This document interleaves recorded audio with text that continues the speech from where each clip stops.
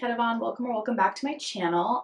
This is going to be very late. I've had to delete some books off my spreadsheet to be able to even do this video, but I really want to do it. It's a mid-year check-in with my goals and my spreadsheet and everything because I'm sure you're not actually super interested, but I want to be able to look back and see where I was at the halfway point and kind of like what changed for the rest of the year. Because as I was sort of like thinking about this video, prepping this video, I was comparing my pie charts and all my graphs to last year's like end of the year, and I was actually shocked at how exactly similar a lot of them were.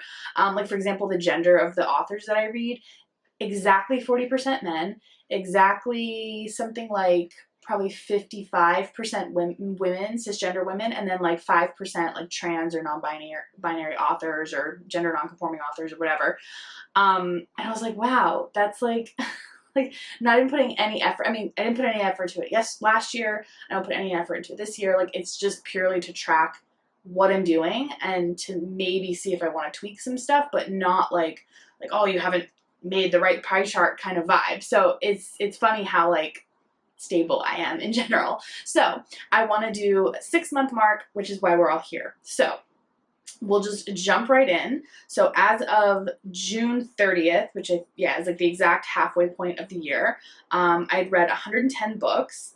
And I'm gonna pop in the charts over here. This is sort of like the main chart, the first chart I look at if I'm looking at charts. It's the books and finished by month, and then I also add the page numbers for the month, just so I get a general sense of how long or short the books I've been reading that month are. So that's what it looks like for the first 6 months of the year. It is a lot higher than last year. Not trying anything different. I am doing a lot better than I was last year health-wise, so I think I just literally have some more space in my life for fun. So yeah, you can see that the lowest month this year was definitely May, and I'll link that video. I didn't read for like 2 weeks in May because I was working so much, but I still read 14 books, so I'm happy with that, and you know, all that good jazz. And then really quick, this is always the same every year. My ratings, nice little bell curve, happy with, you know, the quality of books I'm reading. I'm not forcing myself to read a lot of bad books, which is good. And then this is what's actually a little bit different than last year. So last year I kind of had a similar system where I gave books like a point if it was like meeting a goal of mine, and I have like a lot of goals. It's not like, you know, a specific thing. So like I would give it a point if it was like by an author of color. I would give it a point if it was world literature. I would give it a, you know, like things like that where it's like, I like reading those. I want to read more of those, blah, blah, blah.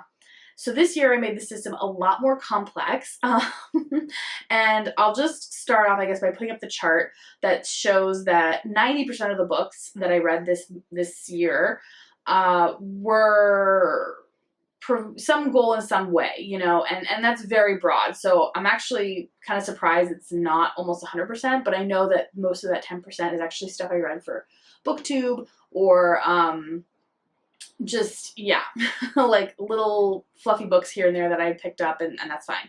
Good to go.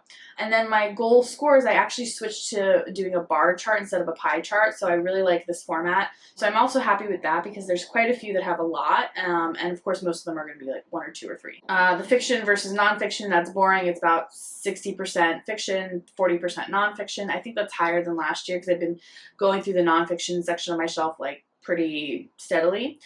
These are the genres. I don't know why I'm gesturing. Like, it'll be there. It's fine. So the genres.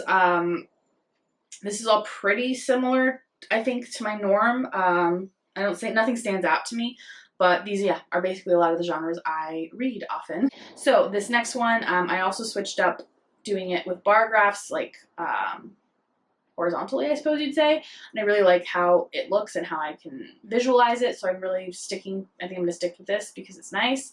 I think it's pretty standard and normal for me, a lot of modern literature. I think most people are like that. And then we have page counts. Actually, this might be a good chance for me to actually do my official average page count, which is currently at 253 per book. So that's actually higher than last year. Last year, I believe it was a little bit lower than that. So again, similar, but And this is a new chart. I used to do this little simple basic pie chart, which is like how much is in print, how much is in audio, and I used to do it by book count and by page count and blah, blah, blah.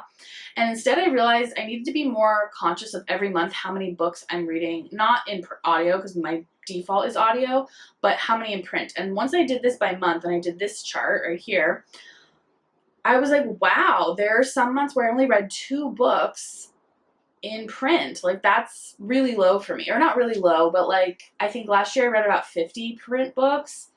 And so that means about 1 a week, and that means 2 is like below my average. So in May that made sense because I was traveling and not really reading that much. But in February, what happened there? I don't know. I went back and I was like, yeah, I don't know.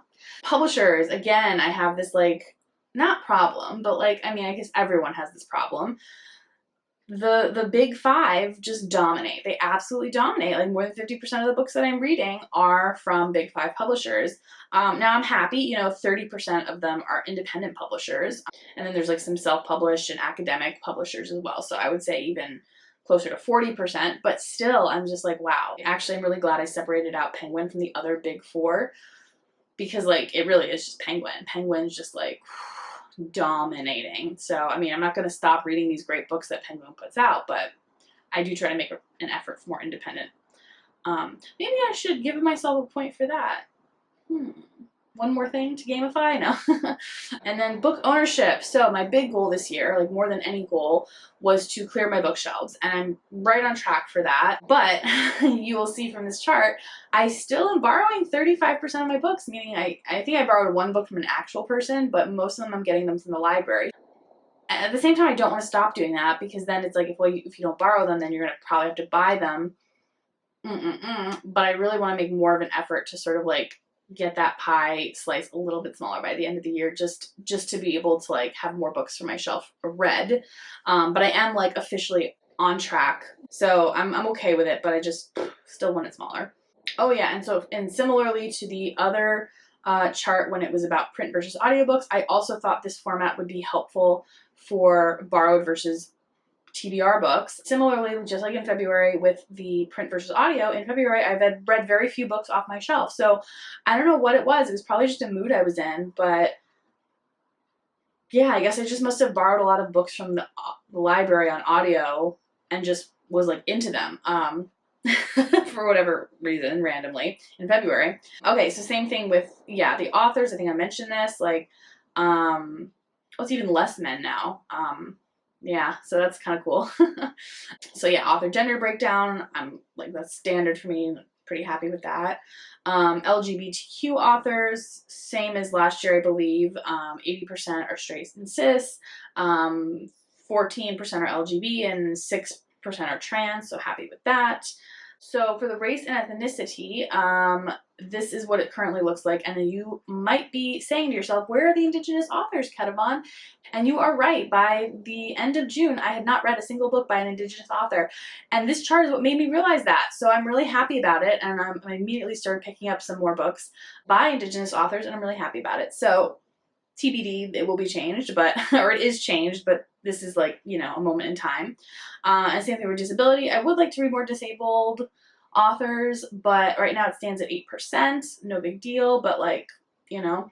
And then languages. So I've only read 1% of my books in French. Okay, that's, you know, I'm not going to read a ton, but I'd like a little bit higher.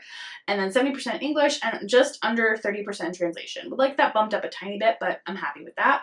And translation by gender. This one is so important for Women in Translation Month. Oh my goodness. Normally, yeah, even right now, 53% men. There's more men in translation. And this is me making an effort consistently to always read as many women in translation as possible, even outside of Women in Translation Month. So this chart is probably my most valuable one because I literally check it every time I put a book in translation to be like, did I like, you need to keep it even as much as possible. So then we're getting into the translated languages. I'm really happy with all the translated languages I've been reading. A bunch of new ones to me, like Akkadian, Romani, Tamil, Bulgarian. Yeah, so a few new languages to me, which is great. And then the countries, same thing, a lot of new countries for me, but they're not all my Read Around the World challenge. I think these won't be as helpful as the maps that'll pop up in a second. So yeah, I'll just pop up the map. So this one is my country reading for the year. So basically, if it's dark green, that means I've read 2 books from that country. If it's a light green, I've read 1 book. And if it's yellow, it means I own a book from that country and I just haven't read it yet. And of course, if it's gray, I haven't read anything from there this year and I don't own anything.